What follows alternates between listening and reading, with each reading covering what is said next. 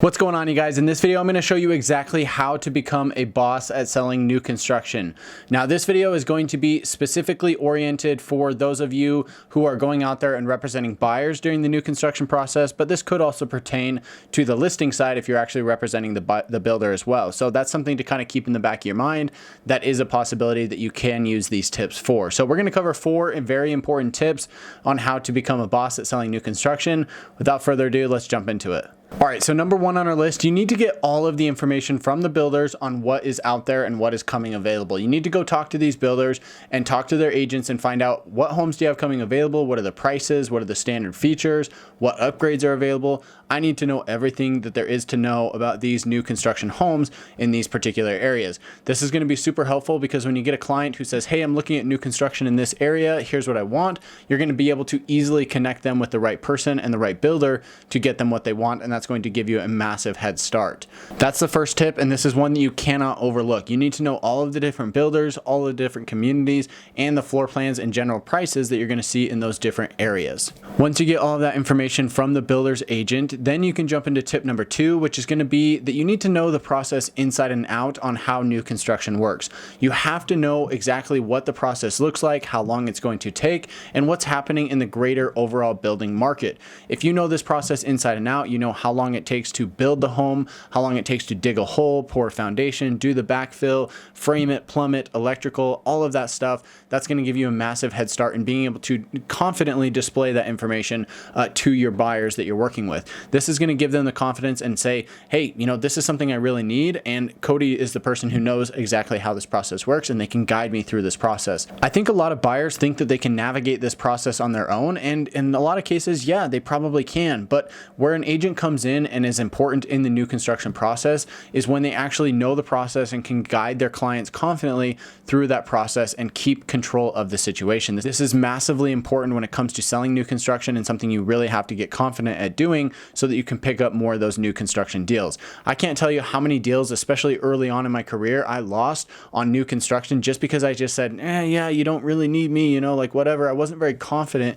in my role in that ability to represent them on new construction, but now that has drastically changed, and almost every single one of my clients who comes to me and says, hey, I'm looking at new construction, I'm going to be able to represent them even if they've already started a conversation with these different builders. The way that I position myself with these buyers in front of the builders gives me a massive leg up and allows me to represent them throughout that process, which ultimately is in their best interest. All right, now next up, the third thing we're going to talk about, you need to know how to negotiate and how to get leverage in the building process.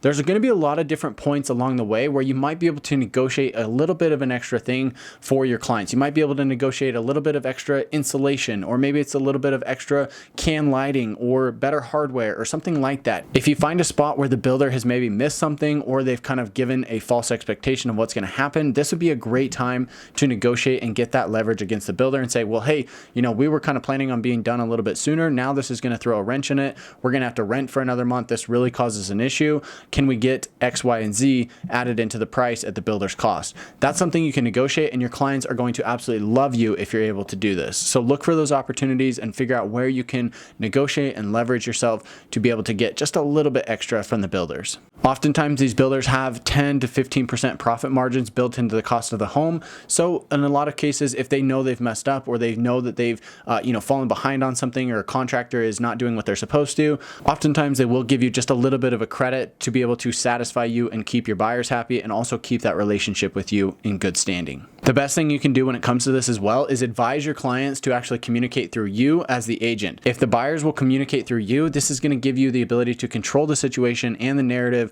on what's happening with the buyer's thoughts and what's happening with the builder's thoughts, and you're going to be able to act as that middleman to be able to control the situation much better. Now, the fourth thing you need to do when it comes to being a new construction sales boss is you need to build relationships with every single builder out there and at least one of their sales agent. If you're working with a larger builder, they're going to have numerous sales agents. You want to build a relationship with at least one of them, or if you're working with a smaller builder, they might only have 1, maybe 2 agents working for them, so you can build a relationship with that person. Having somebody who works for the builder on your side who's going to send you inventory and give you the inside scoop on what's coming available is going to give you a huge leg up. This gives you the opportunity opportunity to get into these homes before other people, and also make your buyers very happy when you come to them and say, hey, I've got this new construction home. It's not even on the market yet, but I've got the inside scoop. Are you interested in this type of property? That's going to give you a lot of clout with your buyer when you go and approach them with that scenario. Buyers absolutely love it when this comes up, and they actually feel like you're doing something as a real estate agent. Now, for most realtors, obviously we do a lot of stuff on the back end that clients don't always see or appreciate. But if you actually show them, hey, I'm working for you and I'm getting you information that you wouldn't otherwise be able to get, then that goes a really long way, and it gives buyers the confidence in you that you're actually doing your job and you're the go-to agent. This is how you build strong relationships with your buyers and get referral and repeat business from them. So guys, that wraps up my 4 quick tips on how to become a new construction sales boss. I hope you enjoyed this video. If you did, share it with a friend or a family member who's also an agent who wants to learn how to sell new construction at a higher level, and give me a thumbs up and subscribe to the channel for more real estate agent related videos. With that said, catch you in the next one.